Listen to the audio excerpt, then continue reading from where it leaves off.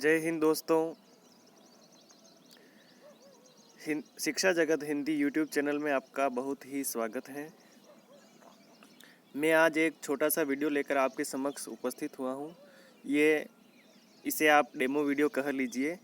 मैं हिंदी साहित्य का जो संपूर्ण इतिहास है उसे पीडीएफ के द्वारा आपके समक्ष प्रदर्शित करने का या आपके समक्ष दिखाने का प्रयास करूँगा। यह जो नोट्स हैं काफ़ी महत्वपूर्ण नोट्स हैं। अलग अलग किताबों से इन नोट्सों को संकलित किया गया है। अलग अलग किताबों से जो मटेरियल है वह संकलित करके जो ऑथेंटिक किताबें हैं उन ऑथेंटिक किताबों का एक संग्रह पीडीएफ के रूप में मैं आपके समक्ष दिखाने का प्रयास करूंगा। क्योंकि दोस्तों इन्हीं पीडीएफ की मदद से मैंने 3 बार आरपीएससी का जो हिंदी व्याख्याता का एग्ज़ाम है, हिंदी व्याख्याता की जो परीक्षा है वह क्लियर की थी। इसके अलावा मैंने 3 बार नेट की है, नेट क्लियर कर रखी है और एक बार मैंने नेट जेआरएफ क्लियर कर रखी है और 2 बार मैंने सेकंड ग्रेड एग्ज़ाम भी पास किया हुआ है। तो दोस्तों आप सोच रहे होंगे कि इतनी बार एग्ज़ाम पास करने की ज़रूरत क्यों थी। तो इसकी भी एक अलग कहानी है, किस प्रकार मेरे साथ मेरी किस्मत ने मुझे चुनौती दी बराबर और किस प्रकार मैं सफल होते हुए भी असफल हुआ। तो दोस्तों उसकी एक अलग कहानी है, कभी उस कहानी के बारे में भी हम चर्चा करेंगे। तो मैंने लगभग 5 बार आरपीएससी का एग्ज़ाम क्लियर किया हुआ है, 2 बार सेकंड ग्रेड, 3 बार फर्स्ट ग्रेड। उसके अलावा मैंने 3 बार नेट कर रखी है, 1 बार नेट जेआरएफ मेरी हो रखी है और अभी मैं पीएचडी चल रहा हूँ और वर्तमान में स्कूल व्याख्याता की पोस्ट पर कार्यरत भी हूँ। तो दोस्तों ये जो नोट्स हैं और इन्हीं नोट्सों को पढ़कर मेरा एक दोस्त भी है, उसने भी सेकंड ग्रेड क्लियर किया है। तो दोस्तों ये महत्वपूर्ण नोट्स जो मैं आपके समक्ष लेकर उपस्थित हूँगा, इन नोट्सों के माध्यम से मैं आगे के जितने भी वीडियो हैं वह वीडियो बनाने का प्रयास करूँगा। तो इस हिंदी साहित्य का जो अभी मैं दिखा रहा हूँ, जो यह पीडीएफ बनी हुई है, वह हिंदी साहित्य के आदिकाल से संबंधित पीडीएफ है, महत्वपूर्ण पीडीएफ है।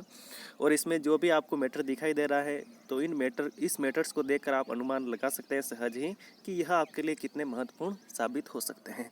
तो दोस्तों मैं यह देखना चाहता हूँ कि आप कमेंट बॉक्स में कमेंट करके बताएं कि ये पीडीएफ आपके लिए लाभदायक है या नहीं, या आपके लिए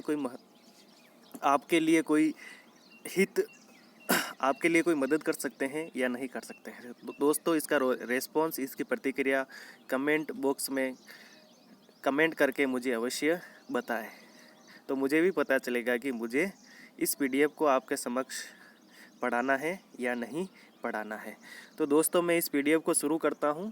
तो यहाँ पर यह जो पीडीएफ है, ये जो हस्तलिखित नोट्स हैं, इसमें हम सबसे पहले पढ़ेंगे। अगर मैं आगे के जो भी वीडियो लेकर आऊँगा तो इसी क्रम में लेकर आऊँगा। सबसे पहले हम इतिहास के बारे में जानेंगे कि इतिहास क्या है, इतिहास क्या होता है, अलग अलग विद्वानों के इतिहास के संबंध में क्या क्या मत हैं।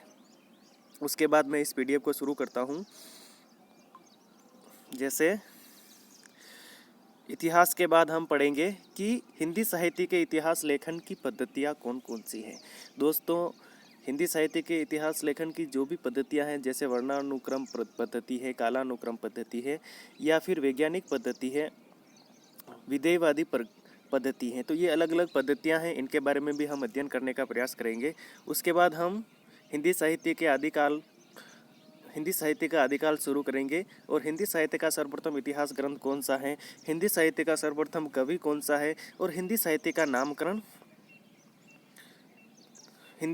नामकरण अलग अलग विद्वानों ने क्या क्या किया है, तो इसके बारे में भी अध्ययन करेंगे। और उसके बाद हम देखेंगे कि हिंदी साहित्य के इतिहास लेखन की परंपरा क्या है। जैसे यहाँ पर हिंदी साहित्य के इतिहास लेखन की परंपरा को दिखाया गया है इस पीडीएफ में, तो आप देख सकते हो कि हिंदी साहित्य के इतिहास लेखन की परंपरा का जो क्रम है, उस क्रम में यह पीडीएफ तैयार की गई है, ये नोट्स तैयार किए गए हैं। दोस्तों आगे हम पढ़ेंगे जैसे अलग अलग आलोचकों के या अलग अलग साहित्यकारों के जो अलग अलग मत हैं, वह मत इस पीडीएफ के माध्यम से हम देखेंगे। और उसके बाद हम देखेंगे कि हिंदी साहित्य के आलोचनात्मक इतिहास हिंदी साहित्य की आलोचना से संबंधित प्रमुख इतिहास ग्रंथ कौन कौन से हैं।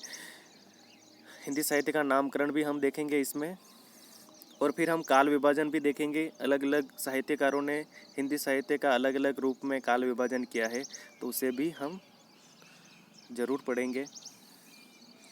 और फिर हम पढ़ेंगे आदिकालीन साहित्य विभाजन। साहित्य विभाजन से तात्पर्य क्या है कि आदिकाल में किस किस प्रकार का साहित्य लिखा गया, जैसे रासो साहित्य है, जैन साहित्य है, जिसे हम राज साहित्य भी कहते हैं, सिद्ध साहित्य और नाथ साहित्य, और लोक अंत में लौकिक साहित्य आता है, तो वह भी हम पढ़ेंगे। रासो साहित्य क्या है, राज साहित्य क्या है, सिद्ध साहित्य क्या है, नाथ साहित्य क्या है, लोक साहित्य क्या है। दोस्तों, मैंने इससे पहले भी आदि हिंदी साहित्य के आदिकाल से संबंधित जो वीडियो अपलोड किए हैं, क्योंकि यह PDF मेरे पास, ये जो हस्तलिखित लिखित नोट्स हैं, यह हस्तलिखित नोट्स मुझे मिल नहीं रहे थे, तो इसकी जो कॉपी है मुझे मिल गई है। तो मैं जो पुराने समय में मैंने नोट्स बनाए थे, तो यह आपके समक्ष उपलब्ध हैं, और इन नोट्स के माध्यम से ही मैं आपको आगे का जो शिक्षण है अनवरत जारी रखूँगा। और इसीलिए मैं आदिकाल का जो साहित्य है वह साहित्य पुनः शुरू करवाऊँगा, या वह साहित्य पुनः मैं पढ़ाऊँगा। तो यह महत्वपूर्ण जो PDF है हस्तलिखित नोट्स की, वह आपके लिए कितनी लाभदायक या मदददायक हो सकती हैं, तो दोस्तों कमेंट बॉक्स में कमेंट करके मुझे अवश्य बताएं, जिससे मुझे यह पता चले, या मैं आगे के जो वीडियो लेकर आऊँगा तो उसके लिए मेरा आपके उत्साहवर्धन की आवश्यकता है, आपकी मदद की आवश्यकता है। तो जय हिंद दोस्तों, मैं यहीं पर अपना यह जो वीडियो है इसे समाप्त करता हूँ। डेमो वीडियो है, एक छोटा संक्षिप्त या शॉर्ट वीडियो कह सकते हैं इसे हम। तो ये छोटा सा वीडियो मैं लेकर आपके समक्ष उपस्थित हुआ हूँ, जिसमें मैं यह दिखाने का प्रयास कर रहा हूँ कि किस प्रकार हस्तलिखित नोट्स के माध्यम से हम अपनी तैयारी अनवरत जारी कर सकते हैं, या हम किसी भी भर्ती परीक्षा में सफल हो सकते हैं। जय हिंद दोस्तों।